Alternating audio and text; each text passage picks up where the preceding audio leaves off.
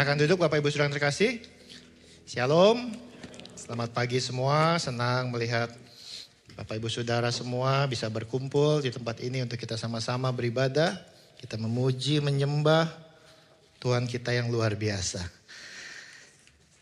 Terima kasih untuk worship team, production team, juga guru-guru Kid Church, para pendoa, para usher, bahkan siapapun mereka yang terlibat pelayanan pada hari ini. Saya merasa sungguh beruntung dikelilingi oleh para pelayan-pelayan Tuhan yang mau melayani di gereja ini. Mereka sebagai volunteer, bahkan mereka mau dimuridkan. Saya dikelilingi oleh para pelayan-pelayan Tuhan yang luar biasa. Mau mengorbankan waktu mereka, energi mereka, materi mereka, semua yang ada dalam kehidupan mereka, mereka mau persembahkan buat kemuliaan Tuhan. Kita berikan aplaus juga buat setiap mereka yang melayani.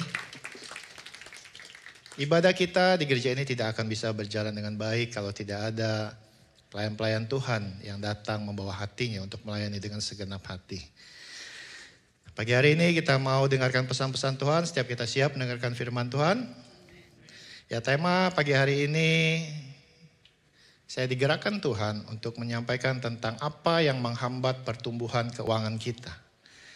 What's blocking your financial growth? Nah, visi tahunan di tahun 2026 ini buat NIC yang Tuhan berikan bicara tentang go higher, ya, go higher dan grow deeper, ya, bertumbuh lebih dalam dan naik lebih tinggi. Nah, untuk bisa mengalami go higher di dalam kehidupan kita, salah satu bagiannya adalah grow deeper dalam hal keuangan. Ini bicara tentang pertumbuhan ekonomi.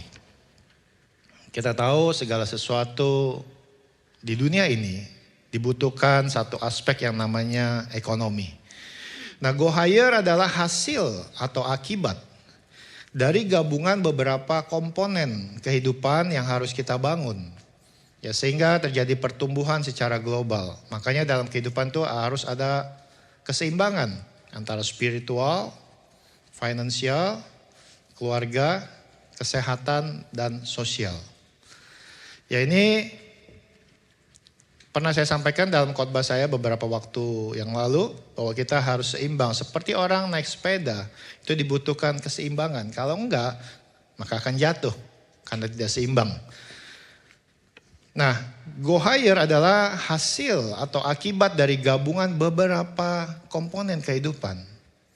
Ya, Tuhan mau kita melakukan bagian kita dan Tuhan akan lakukan bagiannya Tuhan. Nah, sehingga komponen kehidupan yang harus kita bangun itu sampai terjadi pertumbuhan secara global dalam kehidupan kita. Dan pertumbuhan setiap komponen yang bersinergi ini itu mengakibatkan sebuah hasil kehidupan yang berkualitas tinggi. Setiap kita pasti mau ya hidup kita punya kualitas. Sesuatu yang punya kualitas itu pasti punya value, punya nilai. Sesuatu yang punya kualitas itu pasti dikejar. Sesuatu yang punya kualitas pasti orang berani bayar mahal. Itu bicara kualitas. Demikian juga kita di mata Tuhan. Pada saat kita punya kualitas di mata Dia, kita akan menjadi harta kesayangannya Tuhan. Nah, hari ini saya akan membahas tentang hal keuangan. Salah satu aspek kehidupan yang sangat penting. Yang dapat menentukan seberapa tinggi dan berkualitasnya kehidupan kita. Alkitab banyak kita baca pada saat Yesus menyampaikan pengajarannya. Dia bicara lebih banyak tentang hal ekonomi atau uang daripada hal dosa atau neraka. Nah, uang seringkali menentukan kualitas. Kualitas kesehatan, ya, dengan uang kita bisa membangun kesehatan kita lebih baik.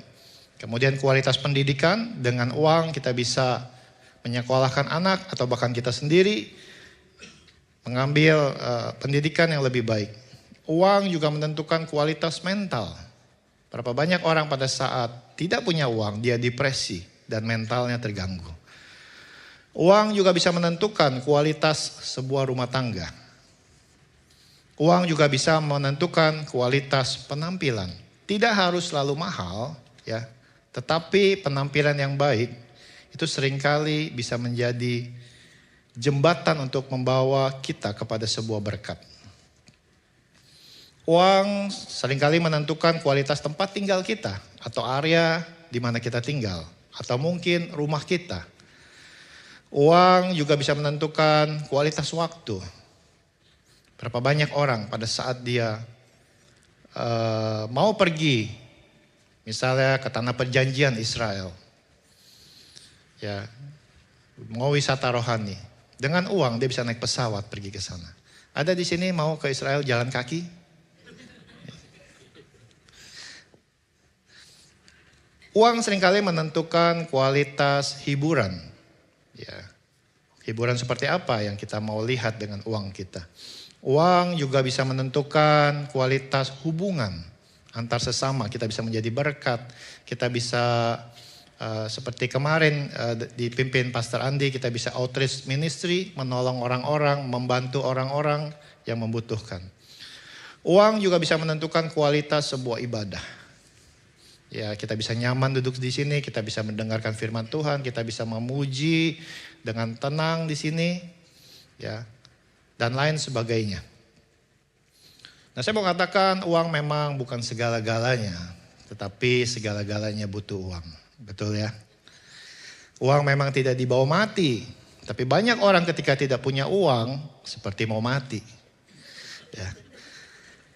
Uang dapat membeli kualitas waktu. Nah, waktu adalah sesuatu yang lebih mahal dari uang. Waktu yang terbuang tidak dapat diraih kembali. Tapi uang yang hilang masih bisa dicari kembali. Ya, dengan uang kita bisa membeli kualitas waktu.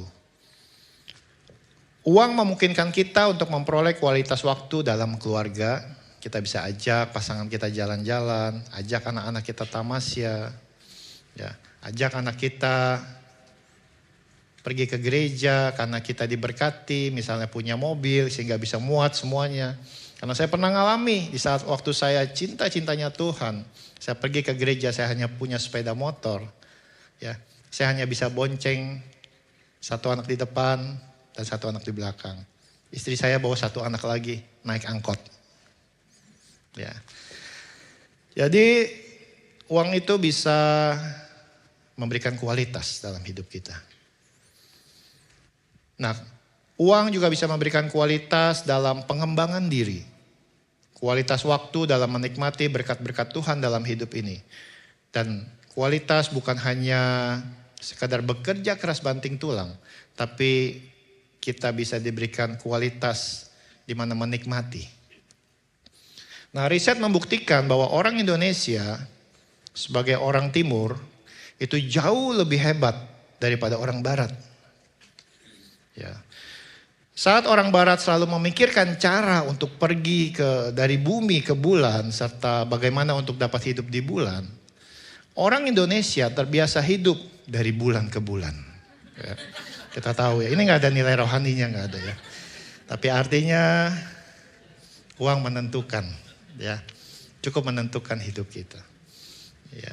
Banyak orang Indonesia kan hidupnya dari bulan ke bulan, udah begitu aja terus ya. Nah, uang memang tidak bisa memberikan kebahagiaan. Betul? Kok diem sih? Kayak curiga ya. Ya, uang gak bisa memberikan kebahagiaan kalau sedikit. Kalau banyak, bisa bawa kebahagiaan juga. Ya, kita realita aja ya, kita harus jujur dengan kehidupan ini. Nah, mari kita belajar tentang hal keuangan, khususnya hal-hal apa yang menghambat pertumbuhan keuangan kita. Ada, kalau kita lihat orang, begitu dia sangat cerdas, pendidikannya tinggi, gelarnya panjang di nama belakangnya.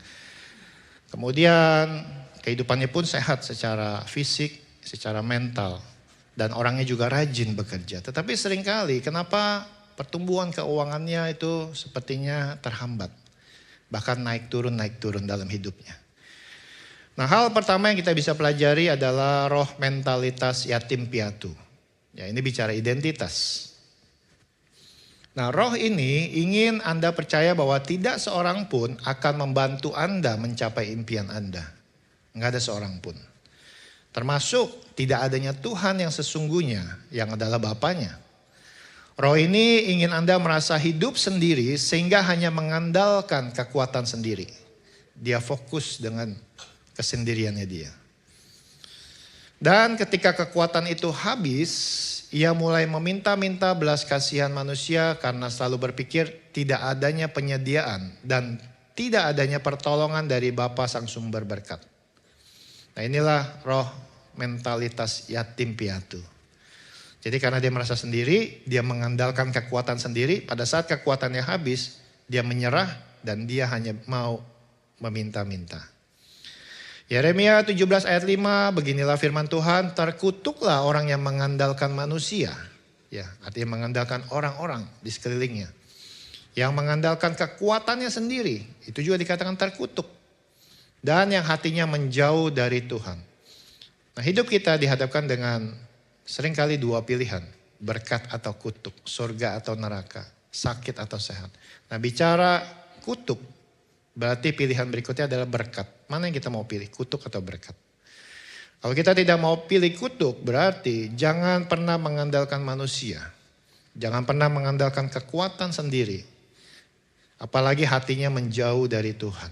Itu yang diingatkan dalam Yeremia 17 ayat 5. Makanya dalam hal ini kehidupan keuangan tidak pernah baik. Karena dia mengandalkan kekuatannya sendiri. Saya sudah sekolah S2, S3, S4, S7 mungkin ya. Jadi merasa dirinya sudah hebat. Dan dia ngerasa gak perlu Tuhan. Saya punya koneksi dalam hidup ini. Sedangkan janji Tuhan dalam Roma 8 ayat 15 sampai 17. Kamu telah menerima roh yang menjadikan kamu anak Allah. Oleh roh itu kita berseru, ya Aba, ya Bapa. Ini tanda kita anak. Kita punya Bapa. Roh itu bersaksi bersama-sama dengan roh kita bahwa kita adalah anak-anak Allah. Dan jika kita adalah anak, maka kita juga adalah ahli waris. Yakni ahli waris kerajaan Allah. Dan yang berhak menerima janji-janji bersama-sama dengan Kristus. Janji Tuhan di sini, di Alkitab ini, itu sangat banyak. Kalau Tuhan bikin janji sebanyak itu, buat siapa kalau bukan buat anaknya? Kalau kita sadar bahwa kita adalah anak-anak Allah, berarti kita ada ahli waris. Kita berhak menerima janji-janji Allah. Yohanes 14 ayat 18, aku tidak akan meninggalkan kamu sebagai yatim piatu. Aku datang kembali kepadamu.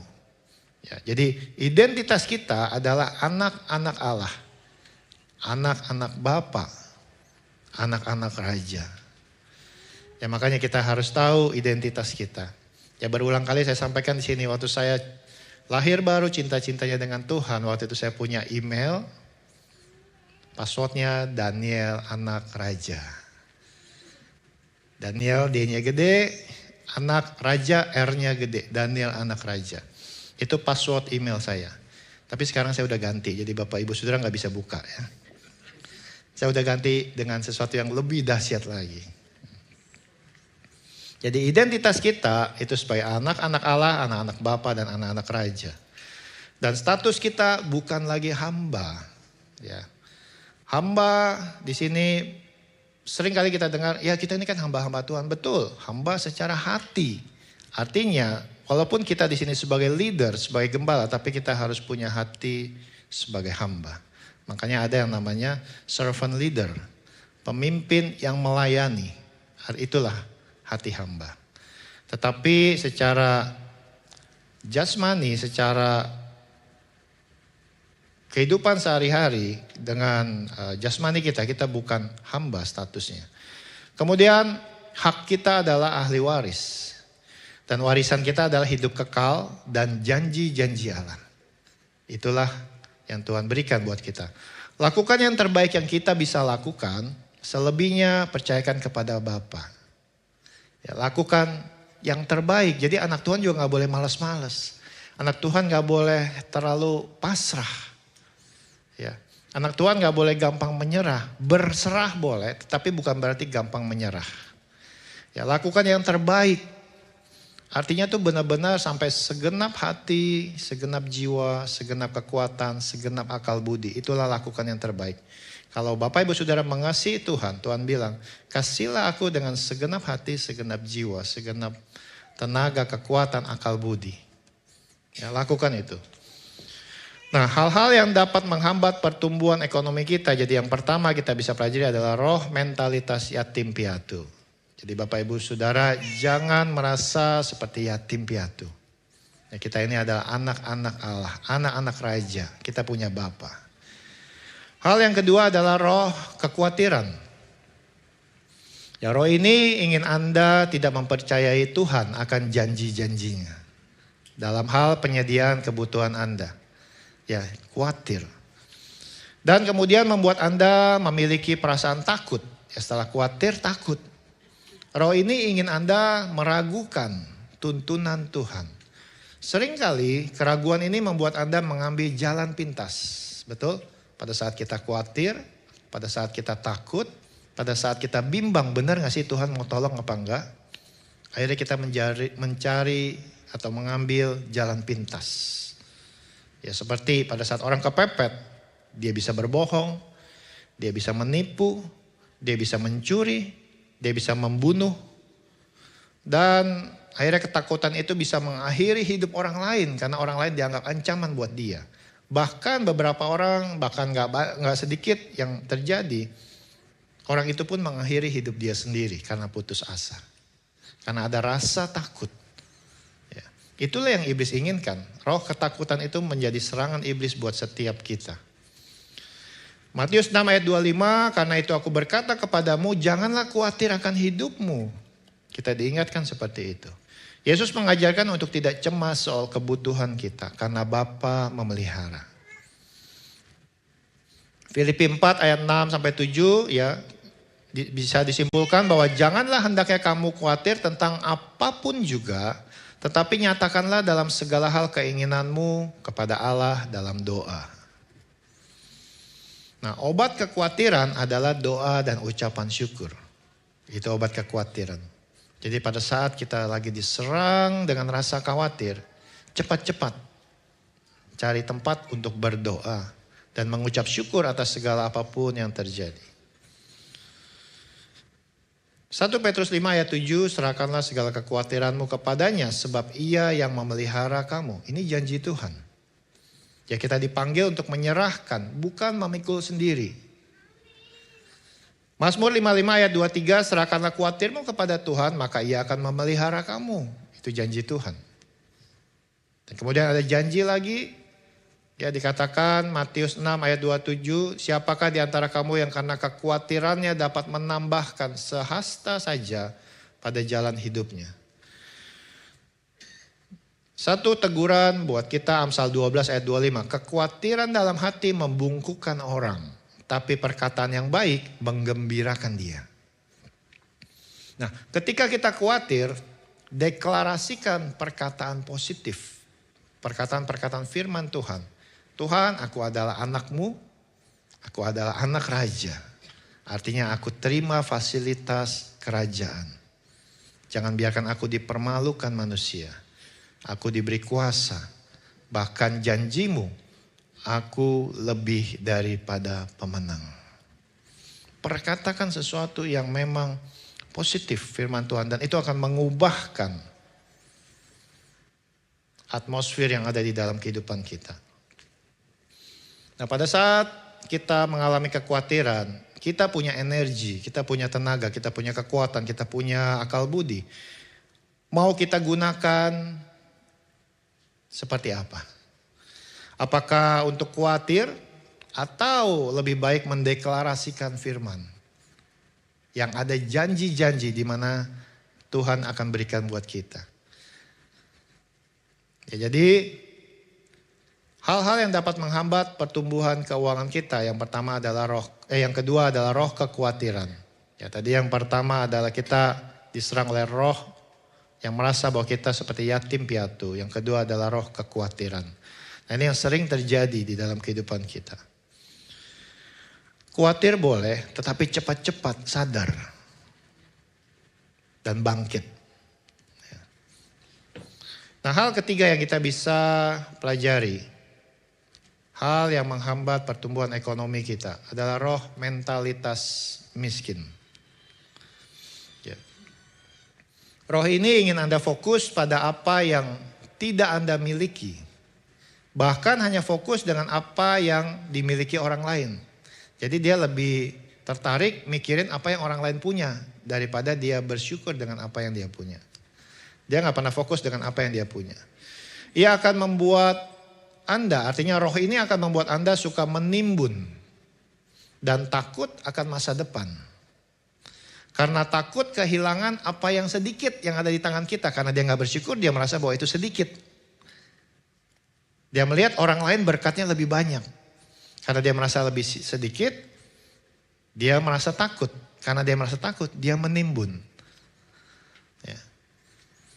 Ia sangat sering menyamarkan suaranya sebagai kebijaksanaan. Padahal itu kebohongan yang diselubungi ketakutan. Ya, banyak orang menyelubungi ketakutannya berbicara, ya kita harus bijaksana pakai uang. Ya kita harus simpan. Ya kita harus tabung untuk masa depan. Memang gak salah, tapi perlu hikmat.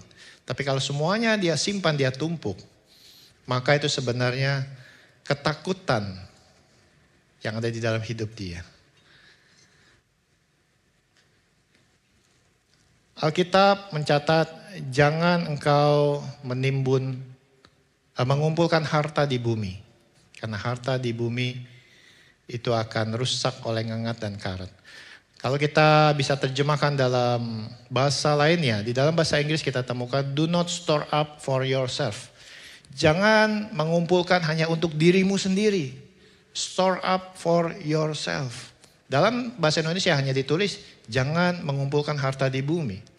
Jadi seringkali kita salah, bahwa kita ngerasa bahwa kita nggak boleh ngumpulin harta banyak-banyak, kata Alkitab. Bukan itu. Kita boleh ngumpulin harta tetapi jadi berkat. Ya, jangan kita kumpulkan harta untuk diri kita sendiri. Do not store up for yourself. For yourself, untuk dirimu sendiri. Nah, jadi di sini kita harus tahu ya, apa yang harus kita salurkan. Kalau kita punya harta, kita bisa jadi berkat. Pengkhotbah 11 ayat 1 sampai 2 katakan, lemparkanlah rotimu ke air, maka engkau akan mendapatkannya kembali lama setelah itu. Ayat kedua, berikanlah bagian kepada 7, bahkan kepada 8 orang, karena engkau tidak tahu malapetaka apa yang akan terjadi di atas bumi. Artinya, bermurah hatilah, jadi berkat. Karena kita nggak pernah tahu. Suatu ketika orang-orang yang kita pernah berkati, ternyata dia yang menjadi penolong kita di saat kita mengalami kesulitan. Matius 5 ayat 7, berbahagialah orang yang murah hatinya. Ya, dia berbagi. Karena mereka akan beroleh kemurahan. Tuhan bisa gerakkan orang-orang tersebut. Kemurahan Tuhan disalurkan lewat orang-orang tersebut yang pernah kita tolong. Amsal 22 ayat 9, orang yang baik hati akan diberkati karena ia membagi rezekinya dengan si miskin. Dalam beberapa terjemahan ada kalimat berkata orang yang murah hati akan berbahagia. Jadi orang yang bermurah hati akan berbahagia. Bukan orang yang menumpuk harta sebanyak-banyaknya buat dirinya dia akan berbahagia. Tapi justru orang yang murah hati. Kita mencatat banyak orang menyebar harta tapi semakin kaya. Amsal 11 ayat 25 berkata, siapa banyak memberi berkat, diberi kelimpahan. Kita juga diingatkan dalam Lukas 6 ayat 38, berilah maka kamu akan diberi. 2 Korintus 9 ayat 6 sampai 7, Allah mengasihi orang yang memberi dengan sukacita. Nah, mentalitas miskin itu selalu merasa tidak pernah cukup. Dia takut, dia simpan buat diri sendiri. Selalu fokus pada kekurangan. Bukan pada berkat yang sudah ada. Padahal Ibrani 13 ayat 5 berkata, cukupkanlah dirimu dengan apa yang ada padamu. Percayalah, apa yang sedikit di tangan kita, jika disertai Tuhan, itu akan menjadi berlimpah. Kita bisa melihat kisah 5 roti 2 ikan. Ya, 5 roti 2 ikan untuk kasih makan 5.000 orang. Pada saat pertama kali Yesus lakukan adalah mengucap syukur. Jadi mengucap syukur dengan 5 roti 2 ikan dan setelah itu terjadilah multiplikasi. Ya, jadi percayalah apa yang sedikit di tangan kita saat ini, jika disertai Tuhan maka itu akan menjadi berlimpah. Orang yang memiliki mentalitas miskin belum tentu kondisinya miskin. Ini bicara mentality. Ya, mentalitas miskin ada di pikiran dan hati. Sedangkan miskin adalah sebuah keadaan atau situasi.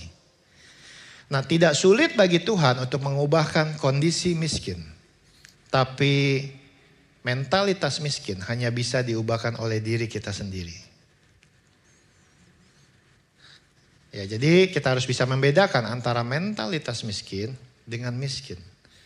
Saya juga pernah mengalami titik terendah. Saya pernah miskin, saya pernah bokeh, saya pernah nggak punya uang,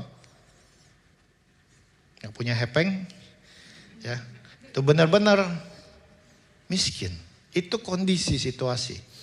Tapi saya nggak pernah punya mentalitas miskin. Ya, itu yang harus kita lepaskan. Seringkali mentalitas itu ada di pikiran dan hati kita, yang justru menghambat pertumbuhan ekonomi kita. Jadi yang kita bisa pelajari hal ketiga adalah roh mentalitas miskin. Itu yang menghambat, itu hati-hati. Ya, jadi saya bercerita ini karena saya mengalami, ini bukan sebuah teori. Janji Tuhan itu benar, firman Tuhan itu ya dan amin. Ya, jadi saya membagikan ini supaya setiap kita itu memahami, jangan ada penghambat di dalam pertumbuhan ekonomi kita. Hal keempat yang kita bisa pelajari adalah roh keserakahan. Roh ini bagaikan laut yang tidak pernah puas menerima aliran air. Terus ya. Kan kalau kita lihat semua air menuju ke laut, tapi laut tidak pernah penuh dan luber. Sama seperti roh keserakahan. Nggak ada cukupnya orang tersebut. Roh ini tidak akan pernah membiarkan Anda benar-benar murah hati. Keserakahan mengubah setiap hubungan pribadi menjadi transaksi. Dia nggak bisa membagikan, dia nggak bisa menjadi berkat. Roh ini tidak pernah berkata cukup dan selalu ingin memiliki lebih banyak, baik harta, kekuasaan, pujian, keuntungan, bahkan tanpa mempedulikan kehendak Tuhan atau kesejahteraan orang lain. Jadi dia nggak peduli dengan kesejahteraan orang, apalagi kesusahan orang, kesakitan orang, dia nggak peduli. Semua ada transaksinya. Kalau saya bantu, saya dapat apa? Secara rohani, keserakahan bukan hanya soal uang, tapi juga soal keinginan yang menguasai hati. Ini keserakahan. Lukas 12 ayat 15, berjaga-jagalah dan waspadalah terhadap segala ketamakan, kata firman Tuhan. Sebab walaupun seorang berlimpah-limpah hartanya, hidupnya tidaklah tergantung dari kekayaannya itu. 1 Timotius 6 ayat 10 dikatakan karena akar segala kejahatan ialah cinta uang. Ya, kita tahu akar segala kejahatan ialah cinta uang. Mungkin kita berpikir, oh ya karena cinta uang orang jadi maling, jadi rampok, kemudian dia nusuk orang, membunuh, itu adalah kejahatan. Saya mau bilang, di mata Tuhan, kecintaan uang itu juga adalah kejahatan di mata Tuhan.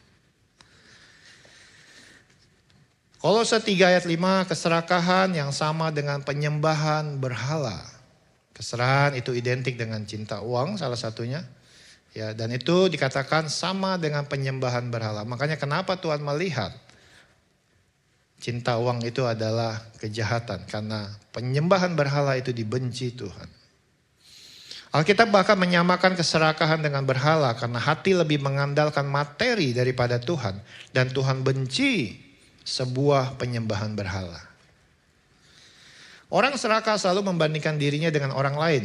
Fokus pada apa yang orang lain punya.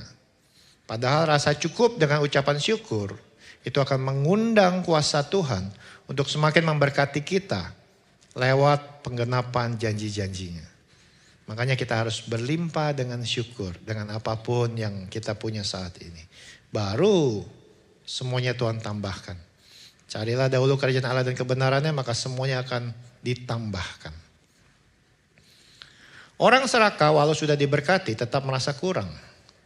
Pengkhotbah 5 ayat 10, siapa mencintai uang tidak akan puas dengan uang. Makanya cintailah sesamamu, kasihlah sesamamu, jadilah berkat. Kita tahu Tuhan itu di sorga sana, dia sumber berkat. Kalau saya bisa kasih ilustrasi, kita punya pipa, kita tancapkan ke sumber berkat. Dan di sini ada kerannya. Karena saya tahu berkat yang di atas enggak akan pernah habis-habis. Saya akan buka kerannya sebesar mungkin. Keran dibuka sebesar mungkin artinya aliran berkat turun deras. Buat kita dan kita alirkan buat orang lain juga. Tapi pada saat keran itu kita kunci rapat-rapat atau kita hemat-hemat, maka air ini nggak akan turun dengan deras. Berkat nggak akan keluar dengan deras. Artinya orang pelit itu nggak akan terima berkat banyak. Pada saat itu mengendap air yang lama keluar dari pipa tersebut, yang ada hanya terjadi kerak, karat. Makanya kenapa banyak orang tamak, orang kikir, orang pelit itu sakit akhirnya. Ya. Air yang mengendap di dalam pipa itu akan menjadi kerak, akan menjadi karat. Ya makanya siapa mencintai uang tidak akan puas dengan uang. 1 Tesalonika 5 ayat 18 mengucap syukurlah dalam segala hal. Sebab itulah yang dikehendaki Allah di dalam Kristus Yesus bagi kamu. Rasa syukur membuat kita hidup dalam kehendak Allah. Dan kehendaknya adalah mewujudkan janji-janjinya dalam kehidupan kita. Itu yang Tuhan mau. Makanya Tuhan selalu ingin kita mengucap syukur dalam segala hal. Karena dia mau menggenapi janji-janjinya.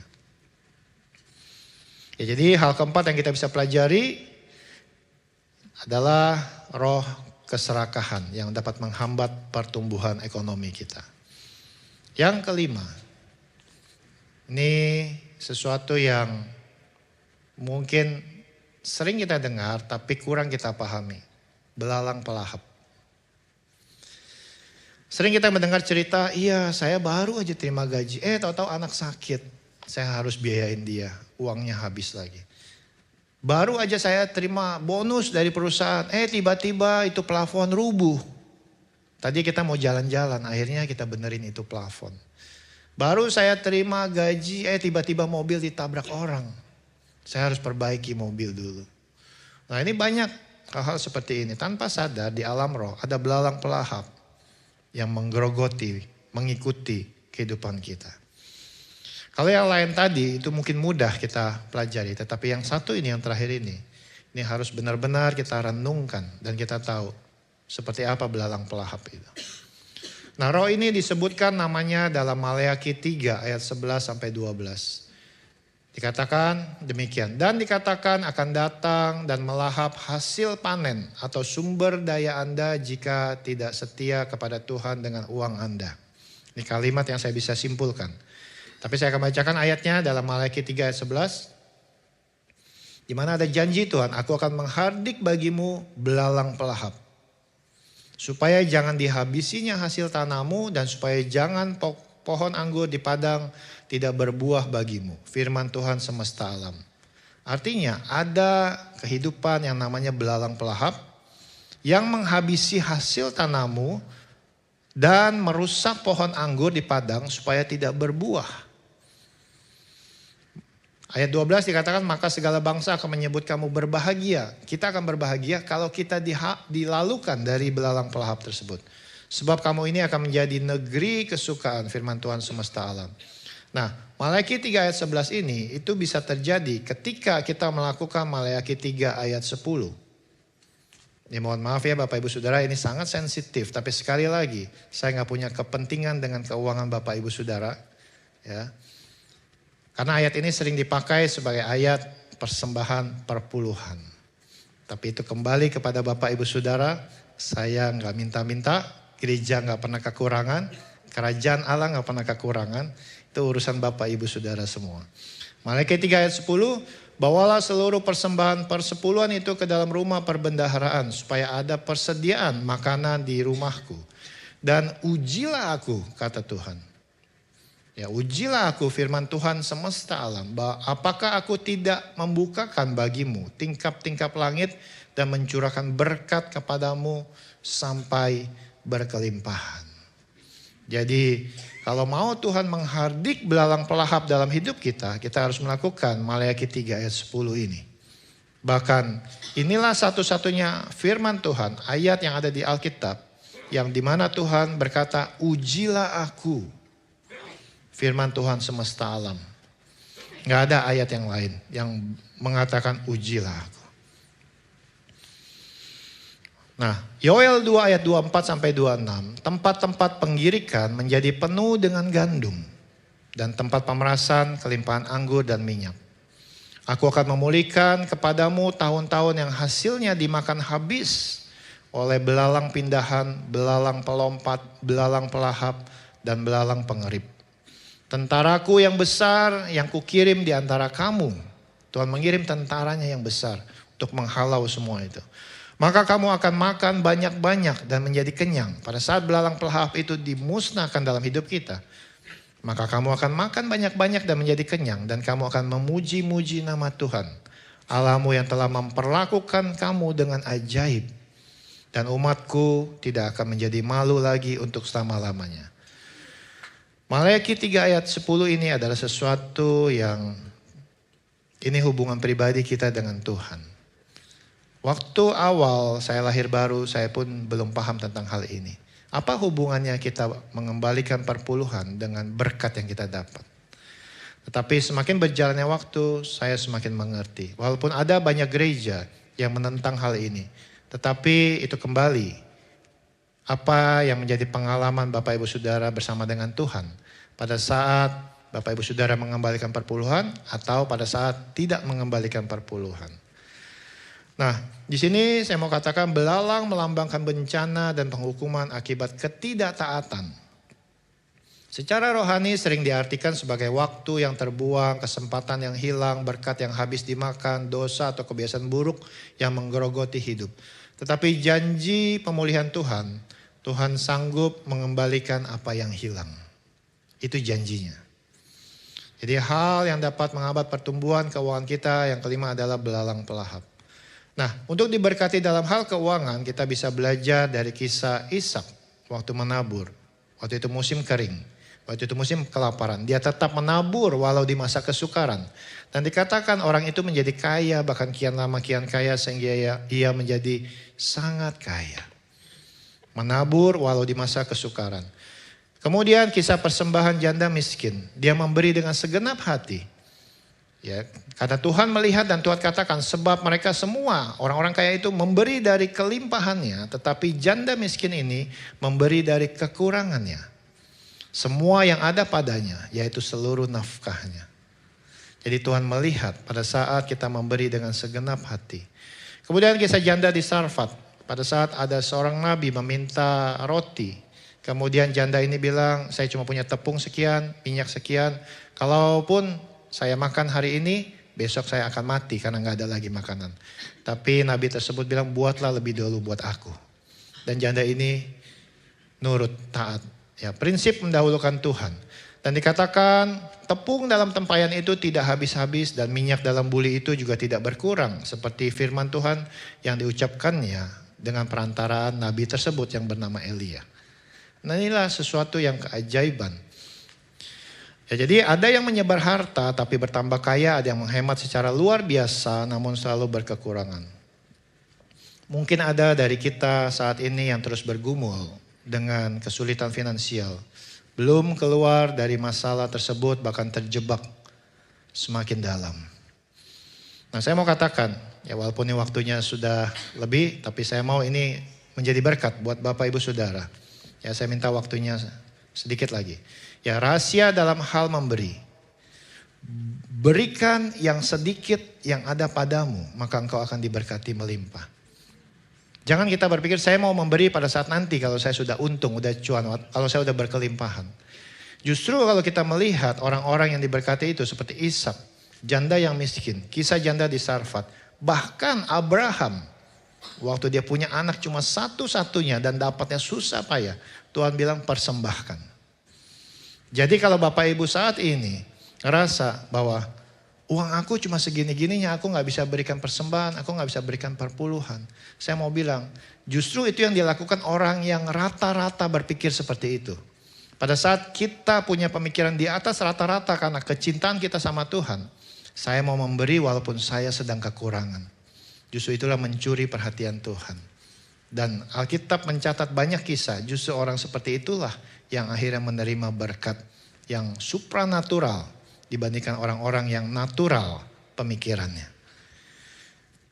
Ya, jadi Itu yang harus kita pahami. Ya, rahasia dalam hal memberi, berikan yang sedikit yang ada padamu, maka engkau akan diberkati berlimpah.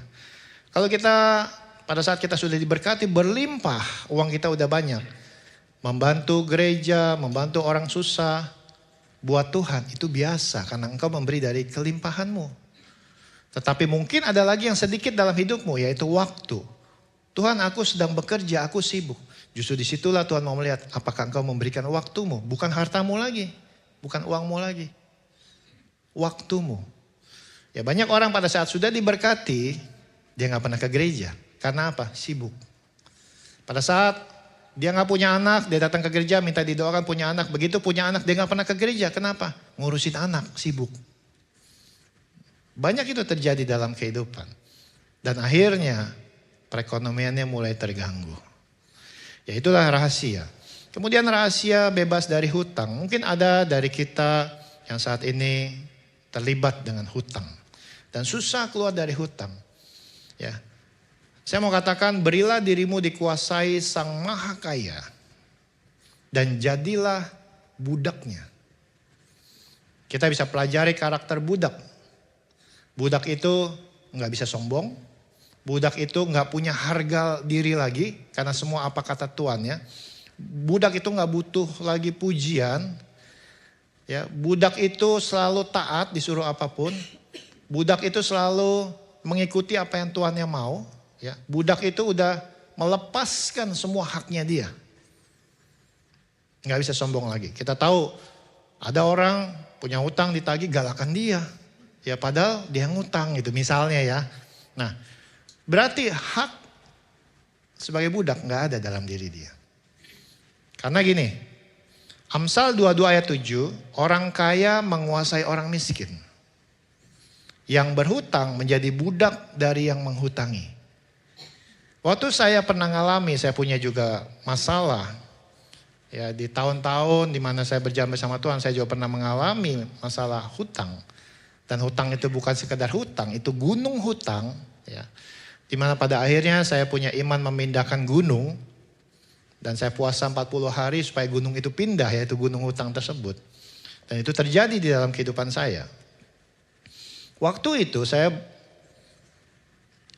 merenungkan firman ini. Orang kaya dikuasai orang miskin. Saya bilang, Tuhan, saya gak mau dikuasai orang kaya yang meminjamkan uangnya kepada saya. Saya gak mau hidup saya dikuasai dia. Saya mau dikuasai engkau. Putar balikan ya segala sesuatunya. Kemudian dikatakan di dalam Amsal 22 ayat 7 tadi, yang berhutang menjadi budak dari yang menghutangi. Tuhan, aku gak mau jadi budaknya dia. Aku lebih baik jadi budakmu Tuhan. Artinya karakter budak harus ada. Lepaskan semuanya ya untuk Tuhan daripada kita menjadi budak orang yang menghutangi kita. Waktu saya hidupi ini, saya gak butuh pujian, saya gak butuh lagi apa-apa. Saya hanya mau jadi budaknya Tuhan. Ke gereja ya hari Minggu, hari Rabu, hari Kamis saya mau cari Tuhan karena saya budaknya Tuhan. Saya pernah bilang, hari Minggu ibadah raya, hari Kamis ada ibadah tengah minggu, hari Rabu ibadah wanita saya tetap datang walaupun saya bukan wanita. Ya. Karena apa? Mau cari Tuhan. Ya. Jadi waktu kita merasa hak kita sudah kita lepaskan, kita ini budak. Saya mau bilang, itu cepat buat Tuhan beresin hutang-hutang kita dengan caranya yang ajaib. Dan itu terjadi dalam kehidupan saya. Gunung hutang itu pindah dalam waktu yang tidak lama. Lepaskan apa yang menjadi kebanggaan, pujian, keangkuhan kita, kesombongan kita. Makanya ganjaran kerendahan hati dan takut akan Tuhan adalah kekayaan, kehormatan, dan kehidupan. Ya, jadi tidak ada musim kerugian yang terlalu lama bagi Tuhan. Tuhan bisa memulihkan waktu, berkat, bahkan reputasi. Apa yang dilahap itu bisa diganti dengan kelimpahan. Jadilah budaknya Tuhan. Walaupun Tuhan tidak bahasakan kita budak, akhirnya diangkat jadi hamba. Dari hamba diangkat jadi sahabat. Dari sahabat diangkat jadi anak sebagai ahli waris. Ya, itu yang saya bisa berikan kepada Bapak Ibu Saudara. Akar segala kejahatan adalah cinta uang, karena berburu uanglah beberapa orang telah menyimpang dari iman dan menyiksa dirinya dengan berbagai-bagai duka. Itu 1 Timotius 6 ayat 10. 2 Korintus 9 ayat 6-8, camkanlah ini, orang yang menabur sedikit akan menuai sedikit juga, dan orang yang menabur dengan murah hati akan menuai murah hati juga. Hendaklah masing-masing memberikan menurut kerelaan hatinya dan jangan dengan sedih atau dengan paksaan, sebab Allah mengasihi orang yang memberi dengan suka hati, dan Allah sanggup melimpahkan segala kasih karunia kepada kamu supaya kamu senantiasa berkecukupan dalam segala sesuatu dan berkelimpahan dalam setiap pekerjaan baik. Ya, carilah dahulu kerajaan Allah dan kebenarannya, maka semuanya akan ditambahkan kepadamu. Ya, Hagai 1 ayat 9, ingat baik, kamu mengharapkan banyak tetapi hasilnya sedikit, dan ketika kamu membawanya ke rumah, aku, kata Tuhan, menghembuskannya. Oleh karena apa? Demikianlah firman Tuhan semesta alam, oleh karena rumahku yang tetap menjadi reruntuhan, sedangkan kamu masing-masing sibuk dengan urusan rumahnya sendiri. Artinya, ayo pikirkan rumah Tuhan. Ya, rumah Tuhan buat kita semua. Pikirkan rumah Tuhan. Apa yang Bapak Ibu Saudara bisa sumbangsi, kontribusi, entah itu waktu, tenaga, materi, apapun itu. Ayo kita melayani. Dari sini kita melayani keluar jadi berkat. Lukas 6 ayat 38, berilah maka kamu akan diberi suatu takaran yang baik, yang dipadatkan, yang digoncangkan, yang tumpah ruah akan dicurahkan ke dalam pangkuanmu. Bicara kelimpahan, sebab ukuran yang kamu pakai untuk mengukur akan diukurkan kepadamu. Jika engkau pelit, maka engkau akan pelit juga terima berkat Tuhan. Jika engkau murah hati, engkau akan beroleh kemurahan. Ya, berharga di mata Tuhan ketika kita mengembalikan perpuluhan, bahkan membawa persembahan lainnya ke rumah Tuhan. Karena itu akan memperluas kerajaan Allah di muka bumi. Sekali lagi, saya nggak punya kepentingan dengan keuangan Bapak Ibu Saudara. Ya, saya hanya ingin Bapak Ibu Saudara diberkati. Ya, jadi Bapak Ibu Saudara yang menabur, Bapak Ibu Saudara juga yang akan menuai. Ya, gereja tidak pernah meminta-minta. Ya, kerajaan Allah tidak pernah kekurangan. Tetapi itu semua kembali kepada diri masing-masing. Ya, gereja adalah rumah kita bersama, sudah seharusnya setiap kita bertanggung jawab atas keberadaannya dengan segala aktivitasnya. Ya, mari kita terima go higher di tahun ini. Saya rindu Bapak Ibu Saudara bisa bersaksi. Ya, sepanjang tahun 2026 ini saya mengalami go higher karena Tuhan yang menganugerahkan itu. Dan kita grow deeper. Detik ini juga kita grow deeper. Sampai seterusnya supaya kita terus naik, bukan turun, menjadi kepala dan bukan ekor. Apapun yang kita lakukan berhasil. Tuhan Yesus memberkati kita semua. Sebentar kita akan masuk dalam perjamuan kudus. Mari kita siapkan hati kita. Mohon maaf production team, waktunya cukup ngaret. Tapi saya rindu ini menjadi berkat bagi kita semua.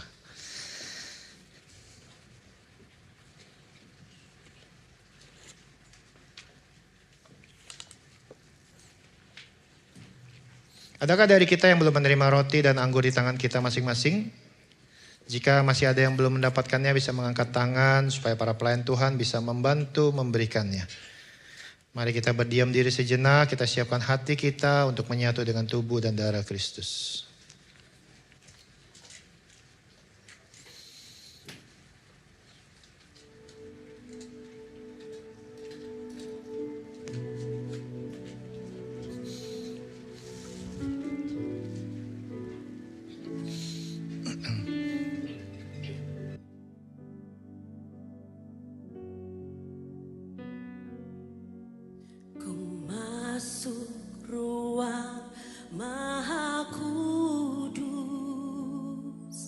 Dengan darah anak domba,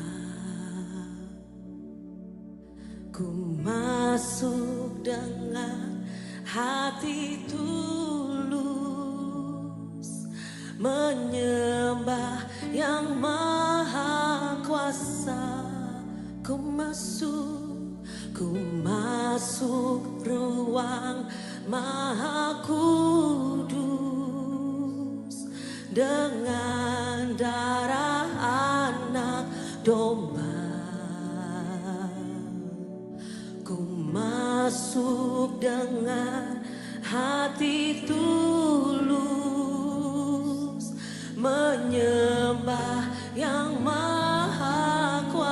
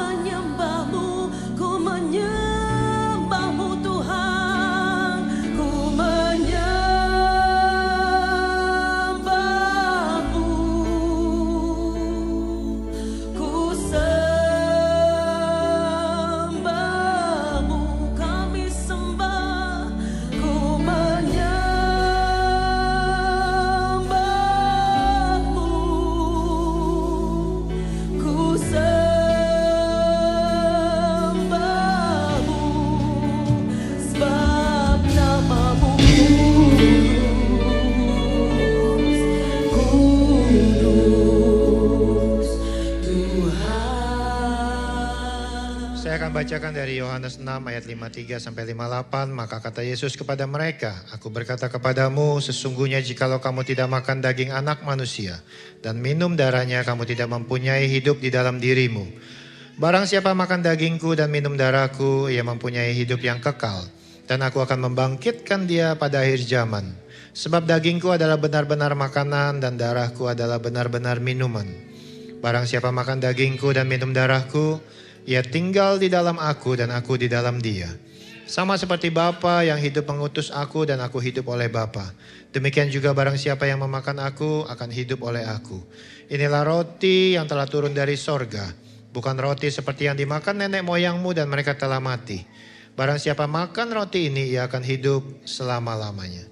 Saudara-saudara, saat ini kita sedang memperingati kematian dan pengorbanan Yesus Kristus di atas kayu salib bagi kita semua. Mari saya undang setiap kita bangkit berdiri.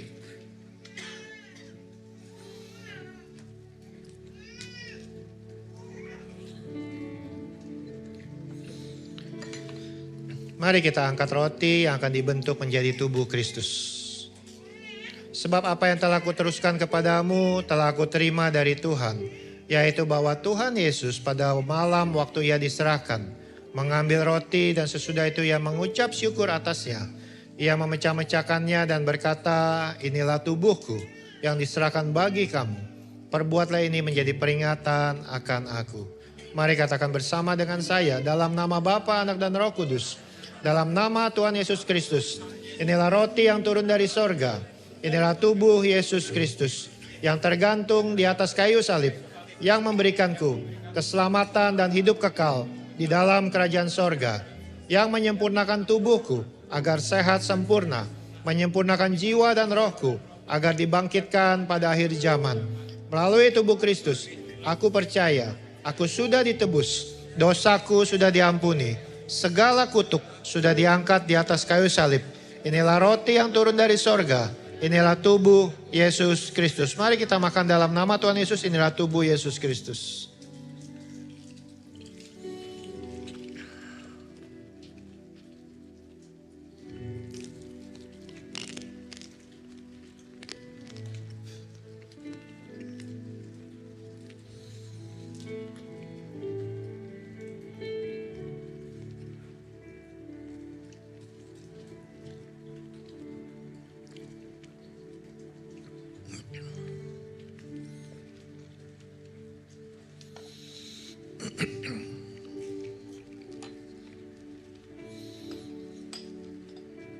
Mari kita angkat anggur yang akan dibentuk menjadi darah Kristus.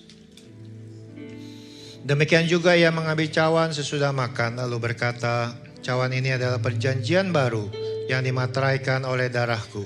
Perbuatlah ini setiap kali kamu meminumnya menjadi peringatan akan aku." Mari katakan bersama dengan saya, dalam nama Bapa, Anak dan Roh Kudus, dalam nama Tuhan Yesus Kristus, inilah darah Yesus Kristus yang tercurah di atas kayu salib sebagai perjanjian yang baru dan yang kekal, yang memberikanku pengampunan atas dosa-dosa dan pelanggaranku. Darah Kristus yang tertumpah di atas kayu salib menyucikan dan menguduskanku agar kami semua termaterai sebagai warga kerajaan sorga.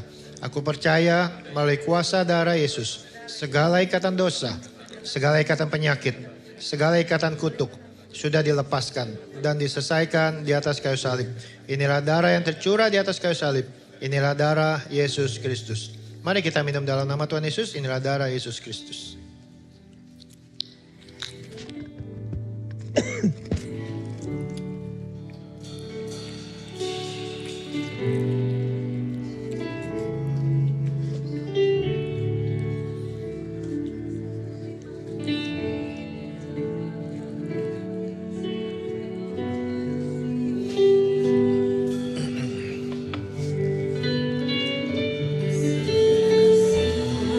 Mari kita masing-masing menaikkan ucapan syukur kita.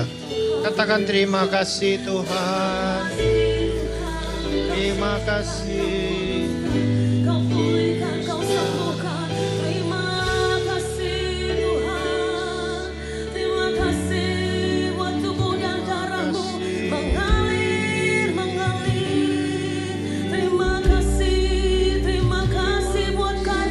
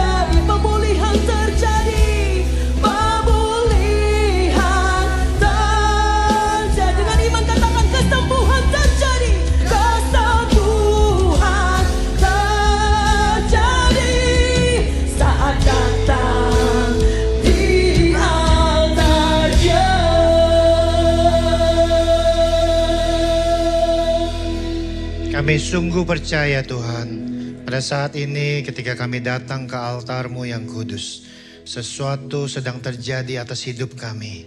Mujizat terjadi atas hidup kami. Pemulihan terjadi atas hidup kami.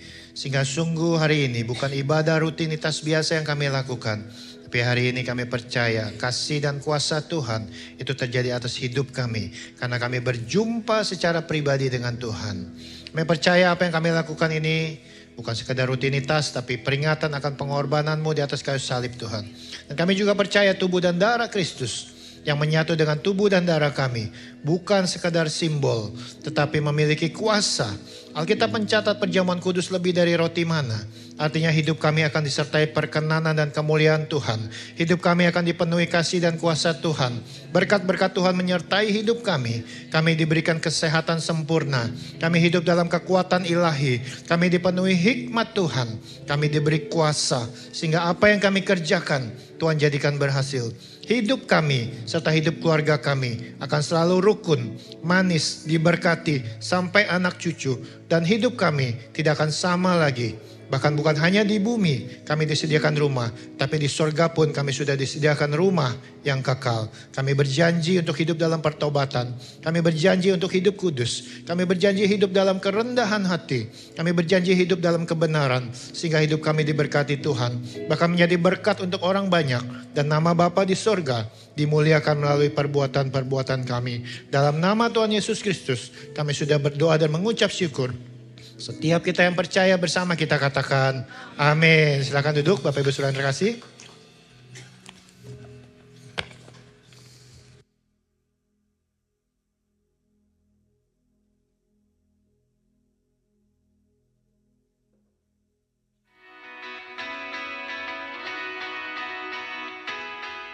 Shalom NIC Family, selamat datang di NIC. Kami senang sekali bisa menyambut kamu di tempat ini. Kalau kamu belum punya gereja lokal, yuk jadikan NIC sebagai rumah rohanimu. Di sini kita bertumbuh bareng, saling menguatkan, dan semakin dekat dengan Tuhan Yesus. Oh iya, spill dulu pengumumannya apa nih? Untuk Sunday Service, kita mulai pada pukul 9.30 dan 11.30 pagi. Yuk, ajak keluarga, teman, atau siapapun yang kamu sayangi. Ada tempat untuk semua orang di sini. Di tengah minggu pun, kita tetap butuh asupan rohani kan? Nah, ibadah tengah minggu diadakan setiap hari Kamis jam 7 malam. Jangan sampai ketinggalan ya, waktunya recharge iman di tengah kesibukan. Hai kamu yang masih SMA, kuliah, atau profesional muda, waktunya kumpul bareng komunitas seru yang cinta Tuhan dan gak ketinggalan zaman. Setiap hari Minggu jam 3 sore di NIC Hall. Yuk datang bawa teman dan rasain sendiri betapa serunya NIC Youth. buat para wanita hebat di Bekasi, ini waktunya connect bareng komunitas wanita yang penuh kasih. Ibadah setiap minggu kedua dan keempat setiap bulan di jam 2 siang. Let's grow stronger together in God's love. Di NIC juga ada doa dan konseling pribadi di minggu kedua dan minggu keempat pada jam 2 siang hingga jam 4 sore. Buat bapak, ibu, atau saudara-saudari yang mau, bisa langsung mendaftar lewat admin NIC atau volunteer NIC. Punya kerinduan untuk melayani Tuhan? Kami buka kesempatan di berbagai bidang. Coba kasih tahu ada apa aja. Ada multimedia, kids church, pendoa, pemain musik. Langsung aja mampir ke guest lounge di lobby. Tanya-tanya boleh banget. Sekian weekly news dari kami. Terima kasih sudah jadi bagian dari keluarga besar NIC. Tuhan Yesus memberkati. Dan sampai jumpa di ibadah berikutnya. Oke. Kita berikan kemuliaan lebih lagi yuk buat Tuhan kita yang luar biasa. Siapa yang merasa diberkati dengan firman Tuhan hari ini? Oke. Kalau tadi Pak Gem ada cerita di awal gimana beliau pergi ke gereja naik motor bawa 2 anak. Saya adalah salah satu anak yang di motor tersebut. Jadi firman Tuhan tadi bukan cuma sekedar firman Tuhan, tapi itu adalah based on true story gitu. Jadi sebagai anak pertama saya melihat bagaimana saya saksi gimana saya melihat Tuhan mengubah kehidupan keluarga Pak Gem dan Bu Gem gitu, dari mungkin dari nobody to somebody gitu. Dari dulu mungkin waktu Papa selalu bilang gini, Papa pernah miskin tapi Papa nggak pernah punya mentalitas miskin gitu. Dan saya lihat gimana mereka Pak Gem dan Bu Gem selalu menghargai berkat yang Tuhan kasih dari berkat yang terkecil. Dari cuma punya motor, dicuci, dirawat, dari punya rumah masih ngontrak, itu selalu dibersihin, selalu dijaga, selalu ditata. Nggak pernah ada kayak rumahnya bukan rumah kita nggak usah dibersihin, atau ini bukan rumah kita nggak usah dirawat. Jadi saya melihat gimana mereka mensyukuri berkat terkecil yang Tuhan kasih, sehingga Tuhan percayain berkat yang lebih besar lagi gitu. Sebagai anak saya banyak belajar dari kehidupan papa dan mama gitu. Saya berharap firman Tuhan hari ini juga memberkati Bapak Ibu Saudara sekalian. Oke, sekali lagi kita berikan apresiasi lagi yuk untuk Pastor Daniel yang sudah menyampaikan firman. Sebelum menyampaikan beberapa informasi, saya mau menyapa untuk Bapak Ibu Saudara yang baru pertama kali hadir. Mungkin boleh angkat tangan. Ada Bapak di tengah sana. Welcome home Pak, ya selamat datang di NIC. Boleh volunteer, boleh. Jika Bapak belum memiliki gereja lokal, belum tertanam di satu gereja, kami menyambut Bapak untuk bisa tertanam di gereja NIC. Oke, kemudian untuk informasi tambahan, kita memiliki ibadah tengah minggu yang diadakan setiap hari Kamis. Dan untuk ibadah tengah minggu tanggal 5 Maret akan dilayani oleh Pastor Ishak Tulus. Jadi untuk Bapak Ibu Saudara yang di tengah minggu mau recharge rohani, boleh sama-sama datang, ajak teman, saudara, keluarga untuk ngikutin ibadah tengah minggu. Kemudian di NIC kita juga memiliki cell group bernama Home. Itu jika Bapak Ibu Saudara rindu untuk punya komunitas yang saling support, saling melayani, saling mendoakan, itu boleh mendaftar di guest lodge depan, nanti akan dilayani oleh volunteer kami. Dan saya mau tanya nih, siapa yang di sini udah jadi volunteer NIC? Boleh angkat tangan yang tinggi. Oke, untuk Bapak Ibu Saudara yang sudah lama tertanam di NIC dan rindu untuk melayani, kami juga mengundang untuk bergabung melayani bersama kami di NIC. Bisa pelayanan terbuka di bidang production, itu buat teman-teman tim production di belakang sana. Terus terbuka juga untuk kakak-kakak Kids Church yang punya hati untuk melayani anak-anak, itu boleh juga mendaftar. Dan untuk usher dan praise and worship team, nanti untuk info lebih lanjut boleh mengunjungi guest lounge di depan, dan nanti akan ada volunteer kami yang melayani. Dan sebentar lagi kita akan mempersiapkan persembahan. Persembahan tidak akan diedarkan, jadi boleh dipersiapkan melalui kris atau amplop yang ada di depan. Persembahan akan didoakan langsung oleh Bapak Gembala, dan sebelum memberikan yang terbaik kita akan sama-sama melihat video prinsip persembahan. Sekian informasi yang saya bisa sampaikan, terima kasih, God bless.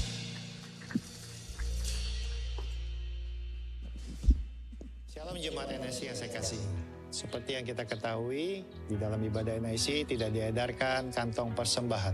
Bagi Bapak Ibu Saudara yang ingin memberi persembahan, dapat memasukkan di amplop yang tersedia di depan kursi Bapak Ibu Saudara, dan memasukkan di kotak yang tersedia di depan pintu keluar setelah ibadah selesai. Atau persembahan dapat dilakukan secara digital melalui kris atau bank transfer.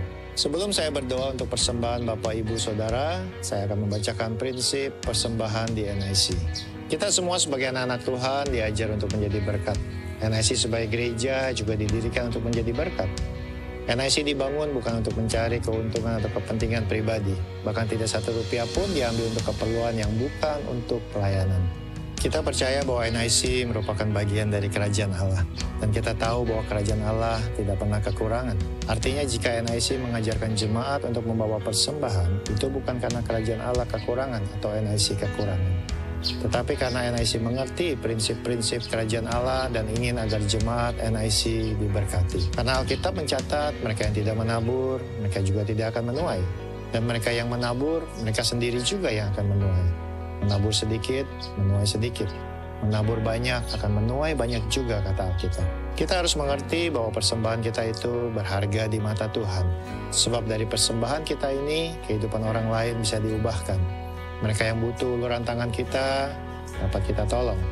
Injil Kerajaan Allah juga dapat diberitakan lebih luas lagi. Rumah Tuhan dapat dikelola dengan lebih baik. Dan dari semuanya itu semakin banyak orang bisa dimuridkan dan diselamatkan. Hendaknya setiap kita memberi bukan dengan keterpaksaan, tetapi dengan kesadaran dan sukacita. serta mengerti bahwa ketika kita datang menghadap Tuhan dengan membawa persembahan syukur atau mengembalikan persembahan perpuluhan, itu adalah sebuah ungkapan rasa syukur, rasa cinta, dan rasa hormat kita kepada Tuhan, Sang Pemilik segalanya di dalam hidup kita. Tuhan Yesus memberkati. Sekali lagi kita beri kemuliaan buat Tuhan kita Yesus Kristus.